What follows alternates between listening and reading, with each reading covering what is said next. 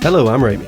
And I'm Beth. This is Brother Knows Quest, the podcast where I, your host, introduce my sister to the wonderful world of tabletop role-playing games. Beth, do you have any idea what we're talking about today? No. Okay. It is this, right here. We are all mad here.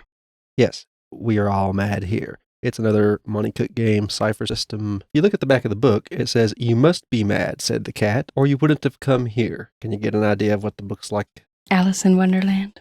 Fairy tales tap into myth and archetypes, exploring the fundamental nature of the mind and of human experience. They are filled with magic that's big, bold, unexpected, and wondrous. Same with the characters, pretty much. The book provides you with thorough exploration of the fairy tale genre, advice for running fairy tale games, a whole bunch of other stuff. The Heartwood setting. I'll explain that here in a minute. The Heartwood, a complete fairy tale setting that draws upon the concept of madness in a way that addresses our modern, realistic, and sensitive understanding of mental health. If you think about it, a lot of the fairy tales did have a lot of mental health implications in them. Mm-hmm. Yeah. It also has 3 full-length adventures for use in Heartwood or your own setting. The Heartwood setting itself takes place on like a giant tree. It goes beyond the sky. Borders and landmarks shift and move constantly within the land depending on who walks in it. Magic maps that change with the land, pretty much. And they have a mind and goal of their own. They are places like the Broken Crown, the Sea of Innumerable Echoes, and Nightingale, which is kind of like the starting village or city.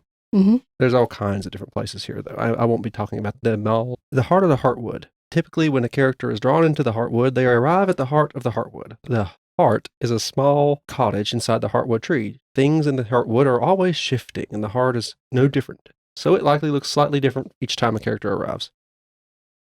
So you just kind of pop up in this small cottage and then wander off into one of these directions, and you come to one of the other realms or kingdoms. I like that concept. At least it's the same starting point, you know? Mm-hmm. Now, Nightingale, that nice little town I was telling you about, city, kind of. Mm-hmm. If you listen carefully, you hear the town Nightingale sing. The bejeweled mechanical bird tower, which is a giant tower in the center of the town, never stops whistling, and it also kind of warns people. It changes its tone if something bad's about to happen. Well, that's nice. What the picture shows is a tower, like a bell tower in the center of a town, but it's also got a big bird on it, and it's all like stained glass or painting all around it. I can't tell which one it is. The Listening King, he's more like a mayor that runs the town. He holds court a few times a week, usually once every day for a few hours. He listens to requests to people who live in the town as well as visitors. He does his best to give people what they ask for. That's why they call him the Listening King. He often makes trades and bargains with people in order to get the most people what they want. So he'll like, "Oh, these people want this and you have this. How about you give me this and I'll help you to get this?" And it's just a big bargaining system, and he's the mediator pretty much.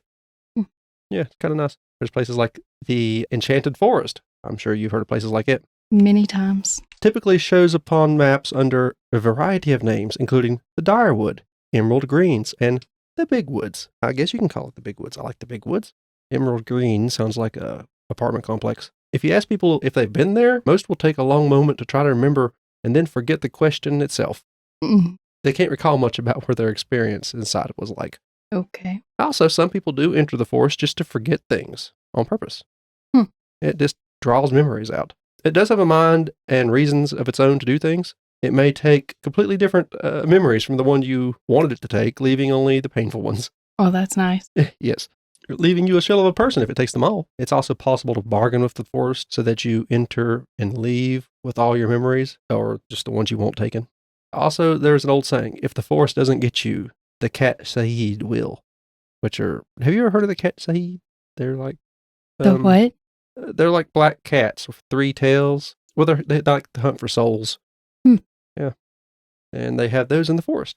A pack of them, apparently. Typically, the forest requests assistance with something far larger than itself if you decide to bargain with the forest. So sometimes if you can offer it something it can't take care of itself somewhere else, will bargain with you and give you what you need or let you out at least.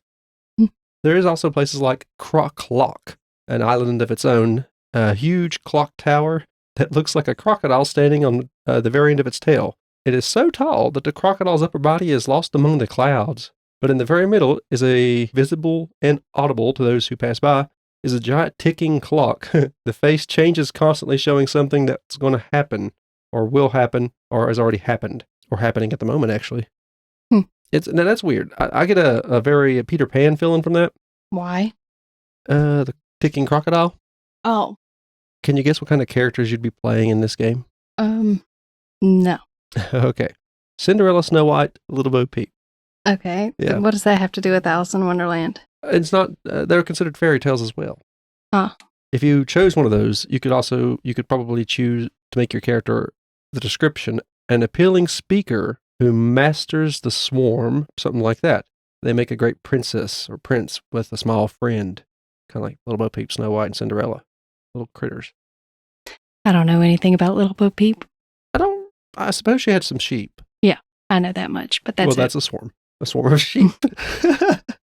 Wouldn't that be a herd or? Yes, but the game's description of something that would let you control things like that is a swarm. So you also have Little Red Riding Hood, Hansel and Gretel. You would be an inquisitive seeker who learns quickly or meets out justice, depending on what you wanted to choose. So, Hansel and Gretel meets out justice to that witch in the woods by cooking her.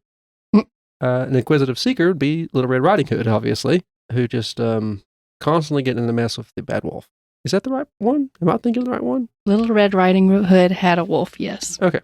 Speaking of the bad wolf, the big bad wolf, a charming or vicious wolf who fights dirty and howls at the moon. I would play as the big bad wolf. Or you could play Jack from Jack and the Beanstalk, a foolish adventurer who infiltrates, kind of sneaky-like, he did infiltrate the giant's castle. Or Peter Pan, a chaotic or impulsive dreamer who never says dies. Peter Pan was kind of up to no good a lot.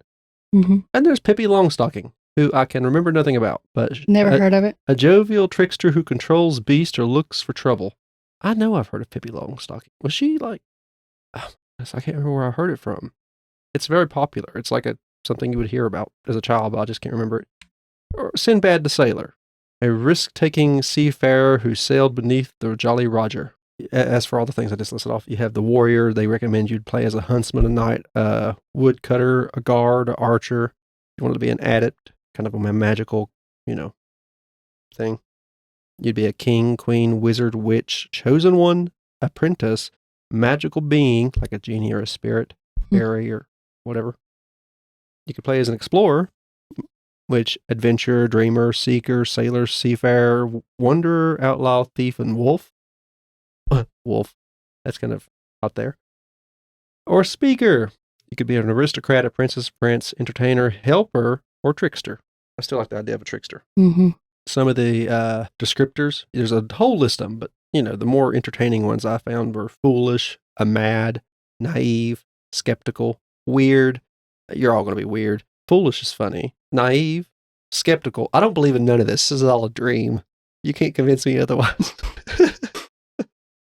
The ones that came with this book, only in this book, I should say, are bewitched, charming, fragmented, frumious, Frumious. I don't know. I have no idea what that means. Haunted or lost. You must certainly be lost. The foci, or foci, out of all the ones they have listed, I like the idea. Channels the divine. You just show up and like, all you mad creatures, I'm working for God, or whatever you choose to be your God. It's still funny to run into this place and start spouting Jesus stuff. You channels divine blessings. All the same thing. Conducts weird science. You show up and there's all this weird magical stuff going on and you're building Tesla coils. Crafts illusions. That would fit in well. You could work for the Fae. Exists in two places at once. Well, I just can't decide where I'm at. Literally, that means you can make two of yourself. Exists partially out of phase, which means you're kind of shifting dimensions.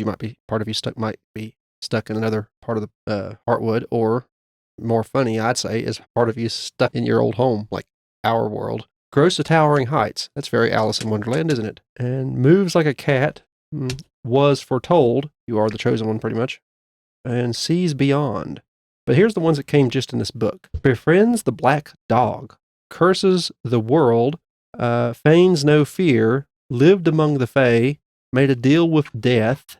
And sheds their skin. I don't really know what sheds their skin does. Unless it makes you look different. I don't know. Maybe it does. But I'm pretty sure there's a shapeshifter one all of its own. I might be wrong. Could be in another book. Would you like to know about some of the creatures you come across? Sure. Because I don't want to get into a whole bunch of location stuff, because these are fun to find out if someone runs the game for you. But some of the bad guys you might seem very familiar. The Red Queen. Have you ever? Yeah. Who could you imagine that would be? The Red Queen has never once yelled off with her head. In fact, she never yelled. It's horrible manners, and besides, when you know how to wield power, you don't need all that noise and chaos. You only need to whisper and be still, and everyone will politely fall quiet and listen. Now, she's the one on the back of the book, I believe. That looks about right. Yep, it does.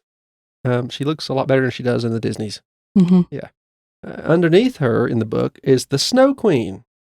Same level of difficulty, 6, so you'd have to roll 18 or higher to beat her challenge rating or avoid getting hit by her, or to hit her even.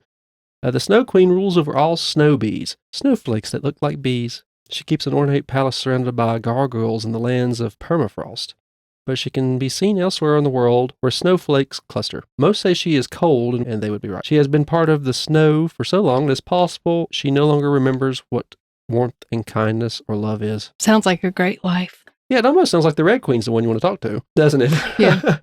I was thinking Elsa, but nope, that's not Elsa. And then you have the Fae. You think they were talking about the Ice Queen in Narnia? Oh, I bet they are. There you go. You did it. I picked some of the higher level Fae.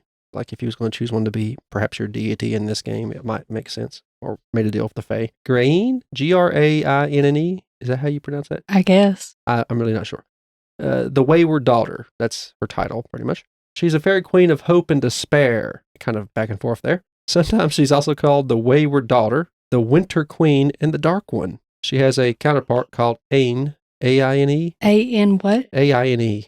I would say Ain. Aine as the light, and doesn't mean that Garin is evil. She just represents what is good and bad in the world that is hidden in shadows. So she is everything dark, even though I guess you could see her as more bad because a lot of bad things go on in the dark.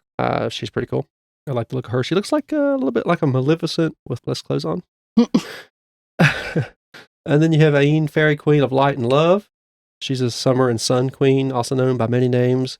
The Fairy Queen of Light and Love, Bright One, the Sun Goddess, the sweetheart of the fairies. She is a kind and true and benevolent ruler and is loved by nearly everyone, known for making just and fair bargains with humans. She is often sought after for blessings and boons. She also looks a whole lot nicer and has all her clothes on. Much longer hair as well. She's holding a plant with a candle in it. Or maybe the plant is glowing like a candle, and it still has its roots attached. Can you guess what else you would pop up in this section of the book? Under the Fae section? Tinkerbell. Fairy Godmother. Oh. Yeah, she's a level 6 creature, so you'd have to roll 18 or higher to beat her as well. She's like on the same level as the Red Queen, I think is what. Now, the Fae Queens I was just telling you about, they are level 9, so you'd have to roll 27 on a 20-sided dice to beat them. You'd have to have a lot of help to get that done, just to get that down to a reasonable roll. Do I need to explain anything about the Fairy Godmothers? I mean, let's see if it says anything different than what we'd expect. Fairy Godmothers are almost always acting as mentors, parents, or protectors, much like human grandparents. The difference, of course, is that they're fairy. Godmothers have a great deal more magic at their disposal. Overall, fairy godmothers are kind, gentle, and loving to most everyone, not just their grandchildren. Of course, not all fairy godmothers are good at their roles. Some may act out of their own interests and inadvertently or purposefully do harm to those they are supposed to protect. It's best if you respect them, and they probably won't act this way towards you. Here's another creature description. His level is 10/infinite. So you'd either have to roll a 30 on a 20-sided dice, or if the DM or GM chooses, it's impossible to fight this creature. You could be found anywhere because this creature is death. I am death, and I make all equal. That's his quote. Nice one, too. He goes by many names, takes many forms. He's usually an unwanted visitor, according to his description. Yeah, normally. Sometimes he does come to those who are ready. He is not evil. He just has a job to do. Yeah, I was going to say, it's just his job. He is ancient, but not old, so he could be a young-looking person. He is not all-knowing, brilliant, but not perfect. He is also very bored. He likes to take on new guises and do different things to try to cheer himself up when he goes after people. The one they have in the image here is, I do believe, it's a skeleton with tentacle-like arms leaning over someone's bed, who's clearly terrified of him. Well, I would be too. But not just that. Its mouth is open, and on top of its head is a giant golden crown that's very spiked. But inside of its mouth is a smaller skull that looks like another crocodile's skull. But it is also open, and inside of that is what looks like a dog skull with the eyes. The rest of the skulls didn't have eyes, but this one does. So I guess the one in the center sees. I don't know what the other two do. Bite, scare, torment. Sounds uncomfortable. So it's like the Beetlejuice when they're trying to scare people and they make their faces a different shape, but there's extra layers. And it's all skulls, and it's got a crown and tentacle arms. I guess. I love it. I love the art. I'd put that up on the wall. But anyway, judging by what few creatures I've talked about and a little bit I've said about the world, would you play this game? Yeah. Okay. And it's got plenty of rules in there for, you don't want to play as a mentally ill person. Why not? In a bad way, is what I'm saying. They don't want you to make fun of people while you do it. Don't be one of those people.